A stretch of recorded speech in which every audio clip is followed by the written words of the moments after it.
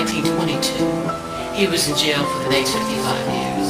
He missed the Depression, World War II, Elvis, Kennedy, King, the Panthers, the riots, landing on the moon, Woodstock, Watergate, disco. He missed it all. And then suddenly on the eve of Reaganism, he got his walking papers. Deacon Man did not want to go. He was old, losing his hearing. His job as sweep-up man in the kitchen provided him with 3 solid squares a day, and he was used to not being hungry. He went to the warden. He said, "Warden, I am 76 years old. I don't have a life outside of these prison walls. For over 50 years, I've watched men come and go, and they've run the gamut from good to bad, stupid to brilliant, and just plain old unlucky. But whatever their crimes, these men are my family. The younger ones don't bother me, and the older ones are grateful to have survived. You see, even behind prison bars, longevity has its place. This is my home. All I've ever done in my life is kill a man in a fight and sweep the kitchen floor. If you send me away from here, I will die a painful and lonely death. And I don't think that's fair because I've paid my dues. And all I'm asking for now is to be allowed to die with the dignity I've earned from 55 years of service." But the warden couldn't hear Deacon Man. So there he was in the winter of '78 on the streets of New York City. You can check your books. It was one of the coldest ever recorded. And less than a week after he got put out, I got word that Deacon Man had been found frozen to death in a deserted subway station. And I had prayed to God, "God, give me this one last thing, and I will never ask you for another." And I got it. Because Deacon Man didn't suffer long, so he didn't have time to suffer hard. Amen.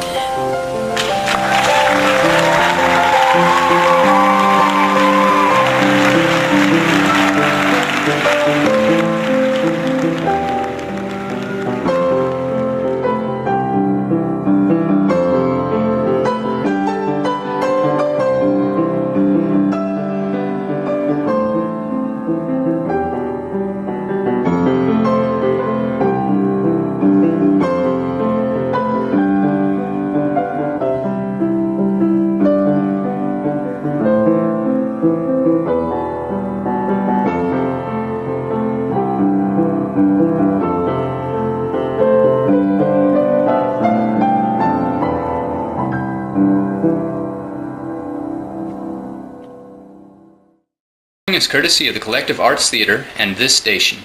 As the story is told, 12 years after a group at Jamestown finally survived, on the tail end of August in the year 1619, a boat carrying almost 24 men and women arrived on the shores of Hampton, Virginia from Angola, Africa. Like so many other immigrants, they came to America as indentured servants who worked their contracts and earned the right to freedom for all. The following is courtesy of the Collective Arts Theater and this station. Known as the Moses of her people, Harriet Tubman stands in history as one of the world's greatest spies. Despite not being able to read or write, she is recognized as one of the most brilliant and fearless conductors on the Underground Railroad. There are 19 documented reports of how Harriet Tubman infiltrated southern farms and plantations to guide over 300, maybe many, many more, to freedom.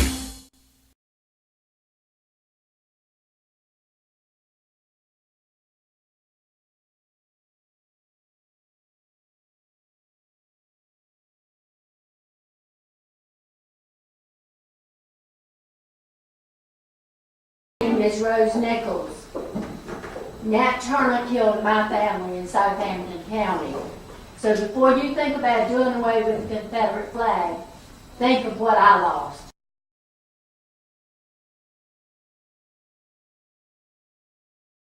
Freedom of my mind, freedom of my mind, I've got freedom of my mind.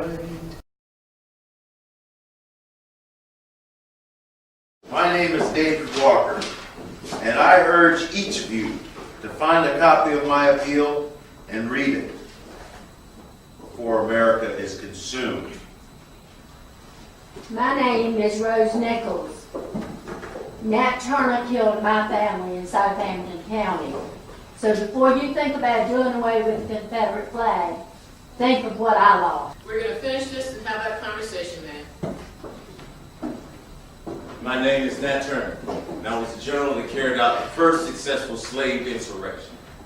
When a symbol becomes such a representation of something so bad and so evil, you can't take pride in the heritage part of it. You will never do away with that flag in the hearts of the true Southern people that believe what it really represents. These abolitionists that are represented here didn't have a problem with it. And so it's really not their problem. It's our problem in the 21st century about what to do with this flag. Because a lot of us are very ignorant of that history, and we need to understand, and I agree with you 100%, this needs to be in classrooms across the country. And that is one of the responsibilities that we feel here in Virginia, is that the history that pertains to the beginning and the end of slavery in America. There are so many people outside of this room that need to be in this room. We can't drag them in, but we can continue the dialogue. No man or woman is free until all are free. Don't change history by denying it. And you can't erase history. My name is Rose Nichols. Nat Turner killed my family in Southampton County. I say today, now, after doing this play and hearing your comments, I actually have changed my opinion personally about burning the flag. 7 years ago, our forefathers brought forth on this continent a new nation, conceived in liberty and dedicated to the proposition that all men are created equal.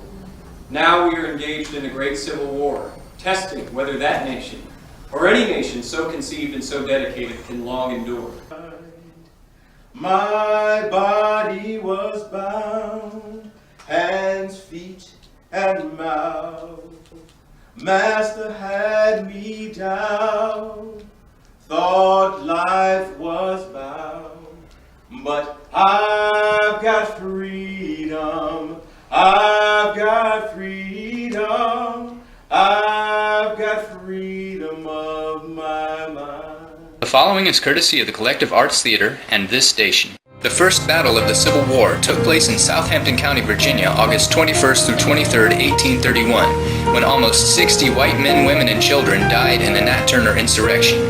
A militia to quell the fight was raised at Fort Monroe. Turner was captured 6 weeks later, tried, and hanged. In the immediate aftermath, over 200 black men, women, and children were jailed and killed as suspected supporters of the insurrection as slaveholders fought to maintain a dying institution.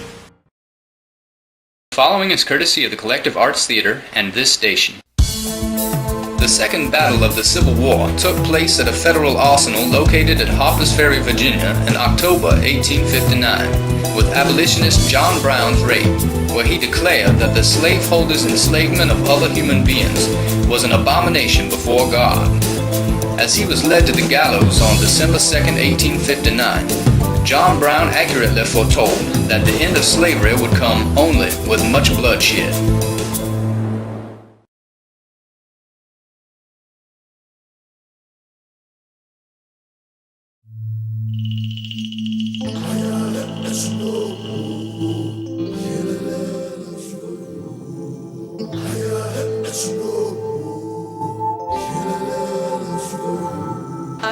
Kings and Queens is a game show comedy with a little bit of history in it.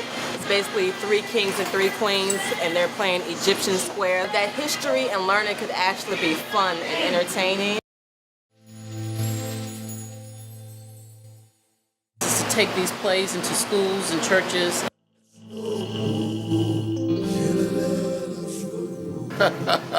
But my passion and my profession is directing, singing, and acting, and dancing. Because I'm the one, third!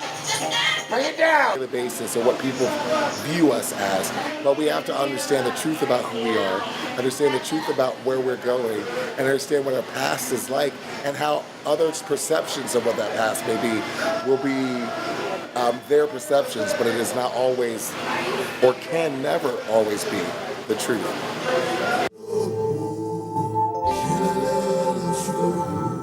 You are all Awesome. Let's give it another try. Egyptian square. Egyptian square. Brooks, Madero. I am Hannibal. Please answer. Please. Is that a Roman letter? I don't like the Romans.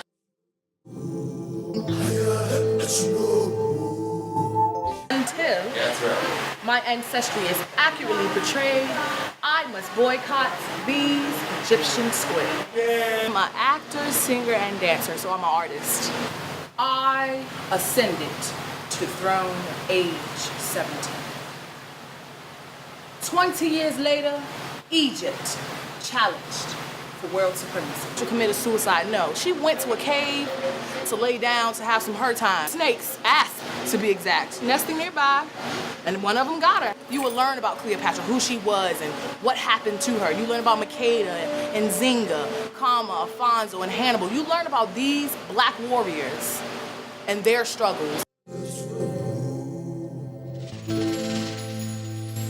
All right for the battle. He used to call me his sweet little Queen of Sheba, and I used to call him Sweet Daddy Saul.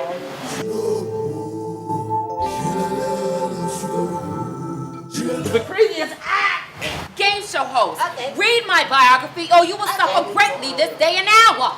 And a lot of times as a queen, we automatically do that because we are nurturers. So she's definitely a nurturer, but she's a warrior and always will be a fighter. My name is Karma, and I'm a king.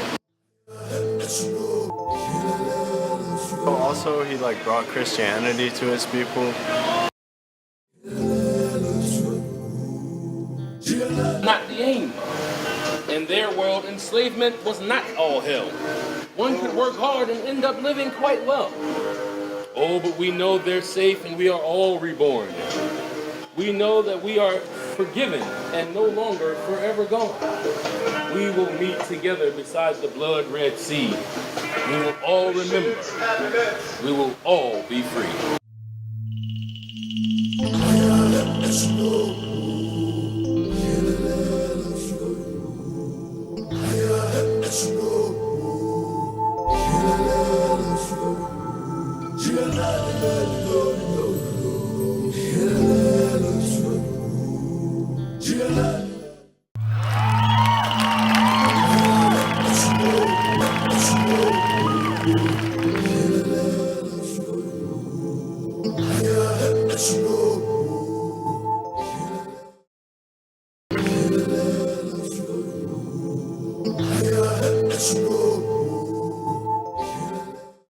The following is courtesy of the Collective Arts Theater and this station.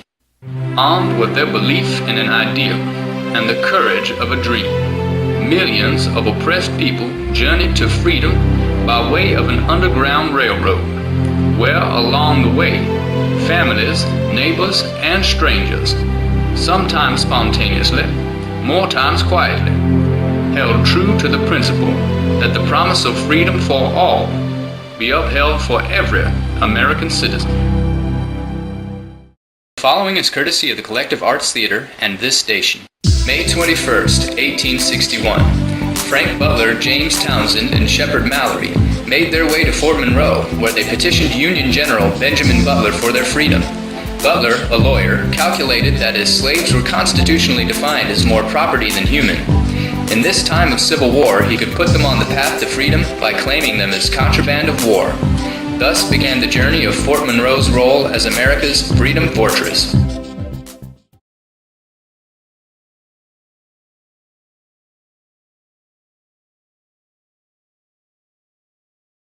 Well, so it's good that we're, working together. So you'll represent the SBA Juneteenth kind of branding. Patrick will be working with the Hampton Arts branding. We're all working on the shows together, of course. There is no... Here at some point because it was beautiful to be out there in the water. You could definitely feel the spirits and all that kind of stuff like that. It was no, joking about it, but again, this area is filled with those kind of like places and Yes. spaces, you know? Yes, indeed. Things, That's how the information gets passed around. it gets around and. One of the stories I would love to do is in 1826, 5 years before the Nat Turner insurrection, he baptized a white man in a lake right there in Southampton County. So the idea of this black man baptizing a white man in 1826 Yeah. was just unheard of. Yeah. Right. Unheard of. And so people came from all around. It was like this big event that happened in terms of what happened. And that's just an unknown story that I believe would be really interesting to people. I mean, the whole. I've always wanted to come into this theater. It's a beautiful big space, isn't it? Yes, I remember when it was first done, when the remodeling had been done and it first opened, and I got a chance to come in with some people and look around, and I loved it. And then I found out that this was a place that was historical. It's a historical place.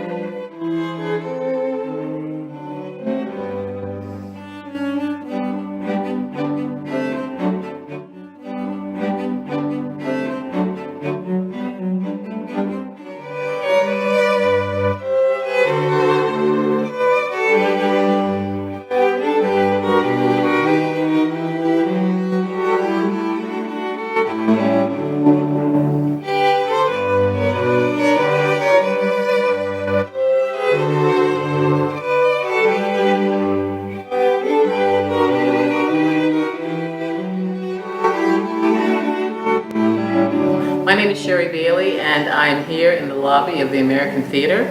We are doing an American History summer play reading series. The first play, Army of One, James Armstead Lafayette, tells the story of an enslaved man based in Portsmouth, Virginia, who was hired by the Marquis de Lafayette to spy on Cornwallis at Yorktown.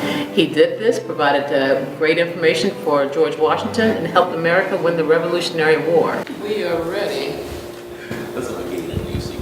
to do our read-through of Army of One, James Armstead Lafayette. People support freedom from oppression for all people. The English have grown greedy and mean. Their King George is not content to be king of their country, but rather... Military matters. Excuse me, what does impetuous mean? It means that the Marquis de Lafayette sometimes acted, right? The Ethiopian regiment, and then Cornwallis as his line. Right, yeah. Okay, so should that be? Take me to General Cornwallis. I'm a slave seeking freedom. Then you simply... Why is France helping the colonists in their war against the English? Let me say first that the French people support freedom from oppression for all people. The English have grown greedy and cruel. Their King George is not content to be king of their country, but rather he wishes to be king of the world. Discuss my orders just one last time, please. But of course. James, this is a map of a road leading to Yorktown. You will be accompanied by my men until you reach Hampton. This document identifies me as another man's property, and these injustices I suffer along with many of my kind whose forefathers hailed from Africa and now call these colonies home. It is quite... Please meet the American's secret weapon. James Armistead? This man will go down in history as one of the greatest spies of all. I offered you freedom. Why was that not enough? The goal is to involve generally non-professional actors to be a part of. About free blacks. It doesn't talk about the fact that blacks owned slaves. Of course, it wasn't called Black History. Okay. But we did. Not a lot, but a lot was talked about. Our second play is Ben and Jefferson. This is a conversation between Benjamin Banneker, our first African-American scientist, and Thomas Jefferson, third President of the United States and author of the Declaration of Independence. These two tinkers and thinkers were pen pals in real life, and the conversation helps us understand more about how great genius went to the founding of this nation. Our theme, our primary theme of this piece. So what we're going to do this time is just read straight through, and once we do that, then... Hello everyone, my name is Nisha Witt. There is no doubt that Hampton Roads is one of the most beautiful and historic areas in the United States. However, these very same beautiful and historic areas are sinking. He called me a dreamer. I confess to that, and also to that of being a realist. In this imperfect system, much is lost, but I am here now to learn what I did not know. Greetings, dear citizens. Welcome to a conversation between two great thinkers and tinkers. Kinda cute, huh? Benjamin Banneker and Thomas Jefferson. I am your moderator. Some biographical information on Benjamin Banneker, who stands tall as America's first black man of science, astronomer, and inventor. Hello world, my name is Benjamin Banneker. Here is Thomas Jefferson, author of the Declaration of Independence, third President of the United States, Governor of Virginia, founder of the University of Virginia. And don't forget slaveholder. Yes, allow me to share my story of how I was one among the multitudes in that beautiful Quaker town of Philadelphia in July of 1776. A momentous and joyous occasion, was it not, Mr. Banneker? Mr. Banneker, the audience deserves to know more about your great life. We would be remiss if we did not share your shining example to those who would gain much from knowing about your accomplishments. There is a call today for a lot of things that are named after Jefferson to Sally's family. The name plays on those. When we're doing math, they say use a rule. Right, that's true. Saw that as a standalone. You think about Benjamin Franklin. The final play, which will be on Sunday, August 9th at 4 p.m. here at the American Theater, is Abolitionist Museum. And that play will deal with 8 historical figures who are wax figures in a museum. The museum curator has brought in the Confederate flag. These historical figures make a determination about whether or not to burn the Confederate flag.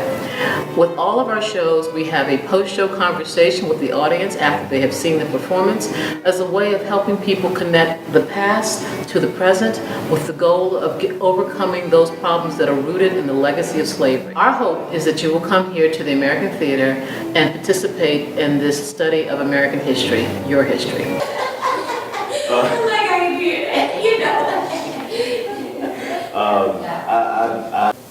We'll go with David Walker, Harry Beecher Stowe, Frederick Douglass, curator, and you're going to be John Brown and Abraham. And you got Nat Turner.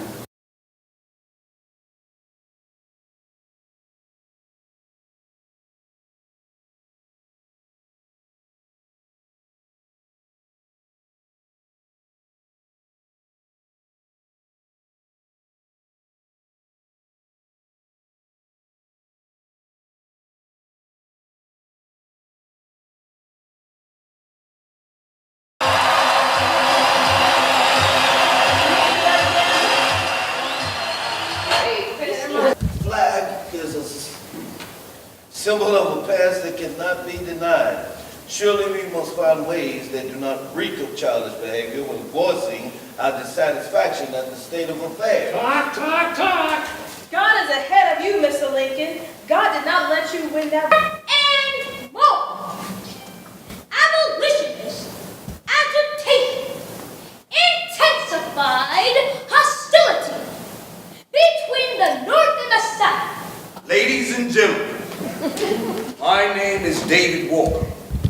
in 1829, about 2 years before Mr. Turner's insurrection, I wrote a 76-page pamphlet, generally referred to as David Walker's Appeal. Only 13.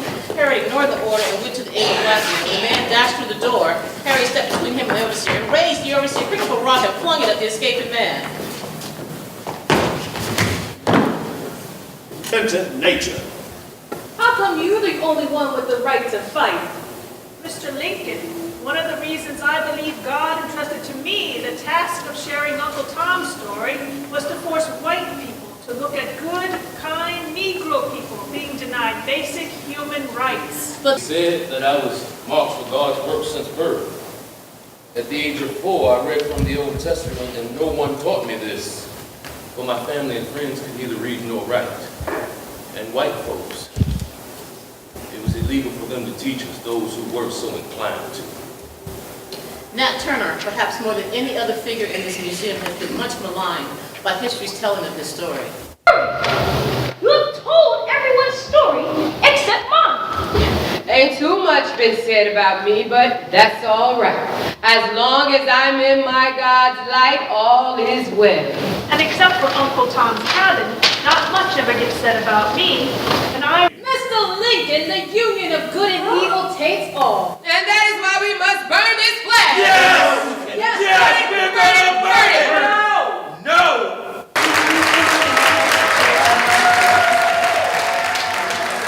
Ask the question, if you were a resident in this abolitionist museum, all of those you who would vote to burn the flag, give me a show of applause. You would vote to burn the flag, show your hand. Okay, you're a resident in the museum, you would vote not to burn the flag. Learn from, and you can't do it without all of it there. So the history of oppression and people are the ones who oppress others. So it's not. It means a lot if you burn the American flag. That hasn't changed anything. And it seems like there's more blacks in. I served in the military, so I don't want the American flag burned. I feel that it is a symbol of hate Still this way. That's my interpretation. To love your fellow, brethren, regardless of their race. We cannot just sweep it under the rug and say it's going to be... Used to burn the flag in the play. But as Carl... Basic human sense of empathy and passion. People lost their lives to start a national discussion. When is the United States of America? Let Elijah have the final word of the day here.